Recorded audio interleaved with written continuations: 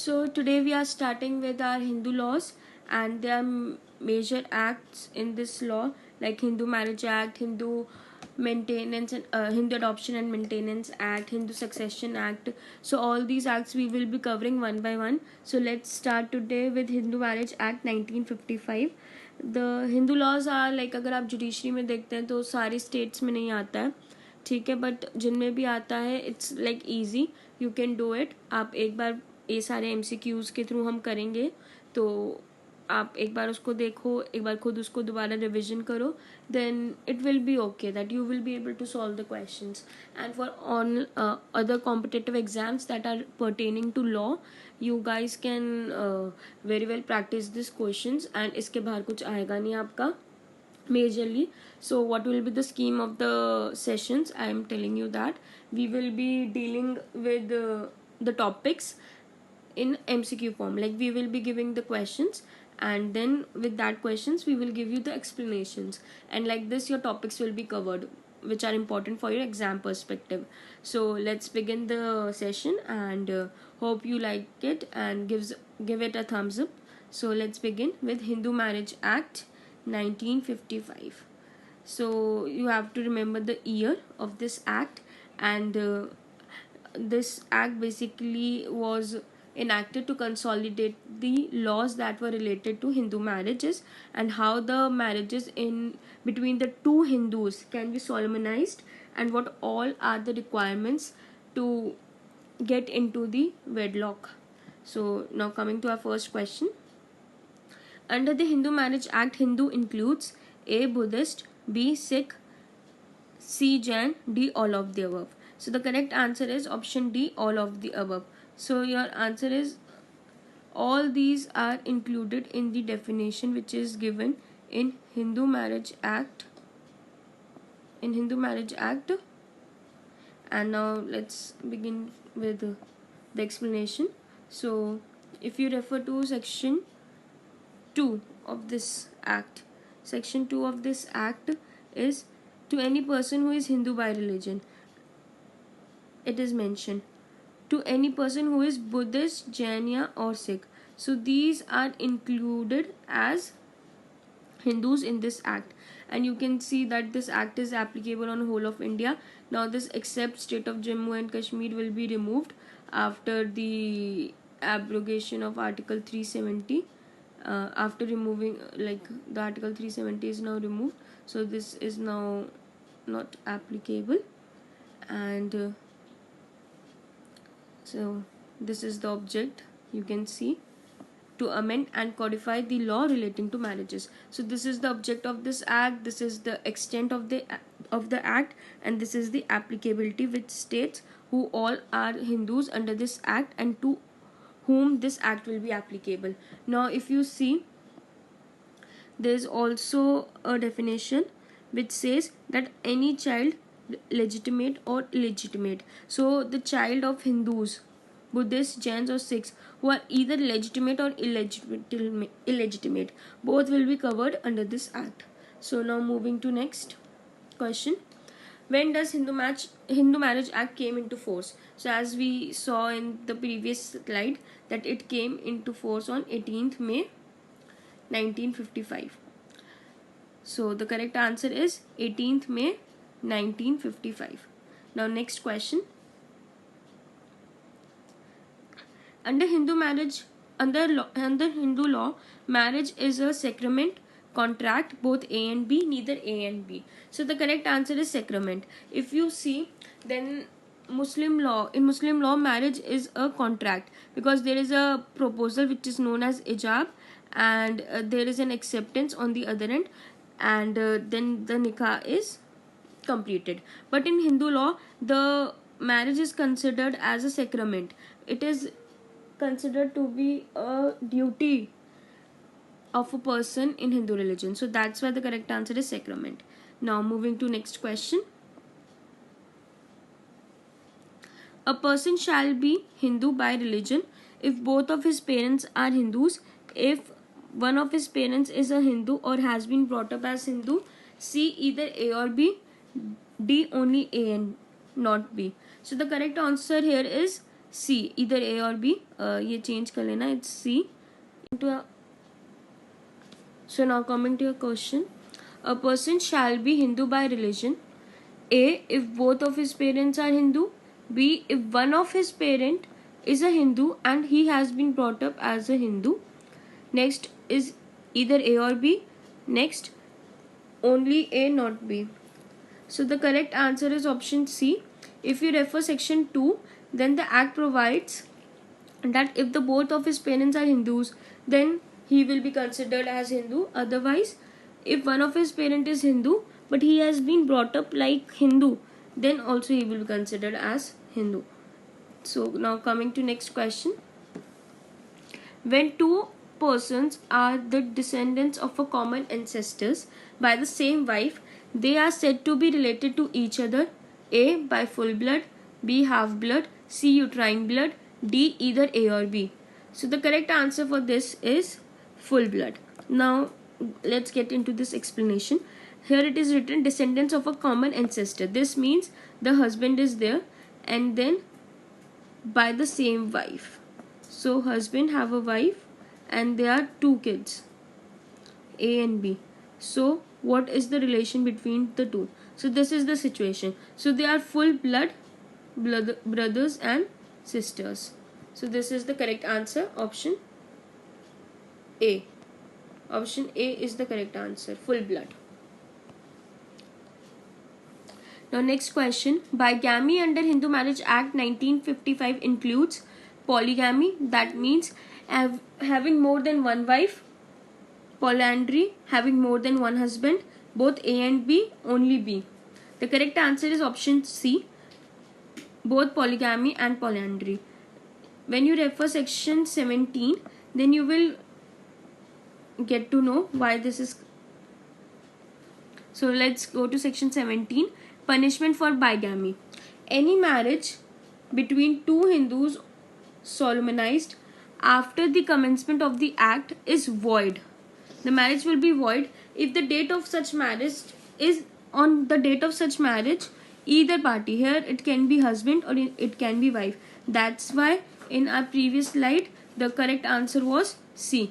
It can be either sorry for the mistake. It can be polygamy or it can be polyandry. Now let's go to next question. How to become a Hindu?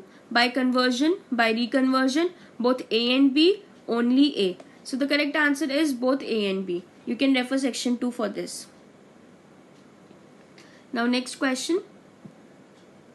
Section 26 of Hindu Marriage Act 1955 provides A, custody of minor child, B, maintenance of minor child, C, education of minor child, D, all of these. So the correct answer is D, all of these. If you refer section 26, then the court can pass the interim order. It has that power to pass the orders. Now coming to next question. Which of the following is correct with respect to section 5 clause 1 of Hindu Marriage Act? Now here the point to be discussed is section 5 clause 1, and this is a very important section, so I suggest you should read this section once in your bare acts. So now option A is neither party has a spouse living at the time of marriage. B, neither party has a living children at the time of marriage. Both A and B. D, none of these. So अगर हम option B देखें तो वैसे ही इतना abstract है क्योंकि living children से related कुछ नहीं है, तो ये हमारा ऑप्शन एलिमिनेट हो जाता है. ये ऑप्शन एलिमिनेट हो जाता है तो हमारा सी भी एलिमिनेट हो गया. So now we have to see a option. Neither party has a spouse living at the time of marriage, and this is the correct option because these are the statements which are written in section 5. So we can refer section 5 also. In subclause 1 it is written neither party has a spouse living at the time of marriage. So the correct answer for the question is A. Now moving to next question. In which of the following case the question of constitutional validity of section 9 of Hindu Marriage Act 1955 came for consideration for the first time? आपका जो section 9 है that is related to restitution of conjugal rights. So it is related to restitution of conjugal rights. And now this is a case based question, so I will suggest you make a list of important cases and then make another column in which you can write what was held in that case. So for this question, the correct answer is A. Saroja Rani versus Sundarshan Kumar. Now moving to next question. Petition under section 9 of Hindu Marriage Act is maintainable in void marriages. So you have to tell whether this statement is true or false. So this statement is false, since there is no marriage, then you cannot file a petition of section 9. So the answer is B.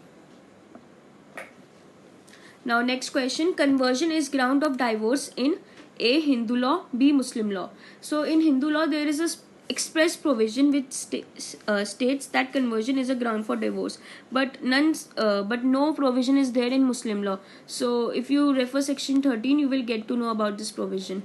Now next question.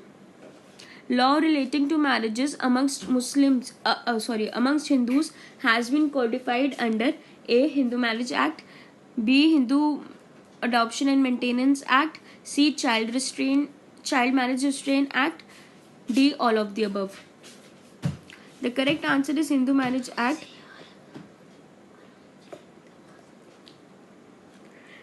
Marriage of two Hindus can be solemnized under A. Hindu Marriage Act, B. Special Marriage Act, C. Either A or B, D. Only A, not B. So the correct answer is Special Marriage Act and Hindu Marriage Act, because under Special Marriage Act there is no such provision.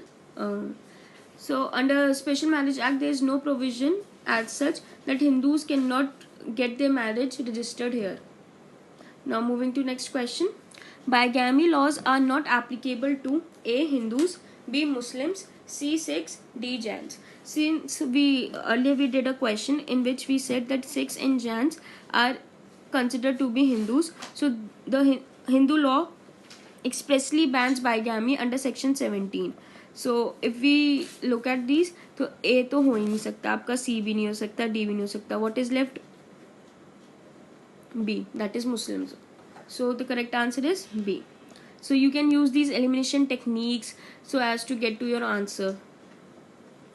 Now next question. Hindu Marriage Act 1955 applies to A. Hindus domiciled in India and are living in India, B. Hindus domiciled in India but who are living outside India, C. Both A and B, D. Only A and not B. So the correct answer is Hindus domiciled in India and are living in India, B. Hindus domiciled in India but who are living outside India. Both of these are the correct answers. Now moving to next question. And this was held in the case of Sondur Gopal versus Sondur Rajni. Now next question. For the application of Hindu Marriage Act 1955, citizenship is a necessary qualification, imperative qualification, both necessary and imperative qualification, or neither A necessary nor an imperative qualification. So the correct answer is D. If the person is domiciled in India, whether they live in India or outside India, that does not matter, but Hindu Marriage Act will be applicable if they are Hindus and they are domiciled in India. So their place of living does not affect. Now next question. When two persons are descendants of a common ancestor but by different wives, they are said to be related to each other by in this question, the husband is one because there is a common ancestor, and wives are different. So it is like wife number 1, wife number 2, and they have their son, like for example X and Y. So what is the relation between both of these? So these are half blood because their mothers are different but father is same. So this is half blood. Correct answer is A. Now next question. Section 7 of Hindu Marriage Act 1955 provides for A. Conditions of marriage, B. Capacity to marry, C. Ceremonies of marriage, D. All of the above. So the correct answer is ceremony of marriage. And now if we refer to section 7, then it clearly says ceremony of marriages, and it provides for the ceremonies that are to be taken care of while solemnizing any Hindu marriage, which says about Satpadi and the binding custom, and it is a binding thing which is to be done. Now next question. Under section 10 of Hindu Marriage Act 1955, the ground for judicial separation are the same as the grounds for divorce. B, different from grounds of divorce. C, neither same nor different from the grounds of divorce. D, all of the above. So the correct answer is same as the ground for divorce. Because if you refer section 10 clause 1, which I am now showing you, section 10(1) speaks like whether solemnized before or after the commencement of this act, the party can present the petition, and it can be on the grounds which are referred in section 13, and section 13 refers the ground for divorce. So the grounds for divorce and judicial separation are the same. So these are all the questions for our set 1, and we will be coming out with our set 2 on the Hindu Marriage Act, which will be including more questions, and these questions were the basic one. So keep learning and stay safe, and